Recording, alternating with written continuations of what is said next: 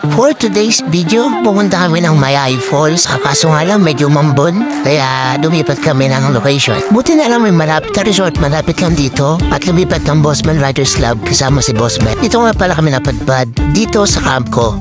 Napakaganda rito at napaka-aliwalas na resort nila. Meron sila rito mga kubo na may tent na kasama at meron din silang mga transient house dito.